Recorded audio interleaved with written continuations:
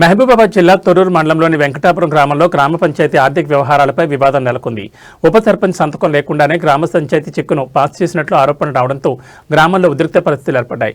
గ్రామ ఉప సర్పంచ్ మొగుళ్ల లింగన్నగౌడ్ మాట్లాడుతూ తన సంతకం లేకుండా చెక్కును ఎలా ఆమోదించారని గ్రామ పంచాయతీ కార్యదర్శిని ప్రశ్నించారు. గ్రామ నిధుల వినియోగంలో నియమ నిబంధనలు పాటించకపోవడం సరైంది కాదని ఆయన ఆగ్రహం వ్యక్తం చేశారు. ప్రజల డబ్బులకు సంబంధించి పారదర్శకత అవసరమని తెలిపారు. ఈ ఆరోపణలపై స్పందించిన గ్రామ పంచాయతీ కార్యదర్శి 1,44,000 గ్రామ పంచాయతీ సిబ్బంది చెల్లించినట్లు వివరించారు. అత్యవసర పరిస్థితుల్లో చెల్లింపులు చేయాల్సి వచ్చిందని, విధి ప్రకారమే ప్రక్రియలు పూర్తి చేశామని తెలిపారు. ఈ ఘటనతో గ్రామంలో చర్చలు ప్రారంభమయ్యాయి. గ్రామ పంచాయతీ నిధుల వినియోగంపై పూర్తి వివరాలు వెల్లడించాలని గ్రామస్తులు కోరుతున్నారు.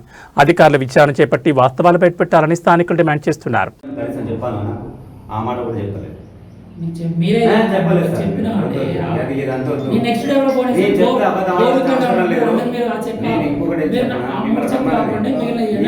ప్రతి ఒక్క విషయంలో కూడా అందరికీ గౌరవిస్తాడు.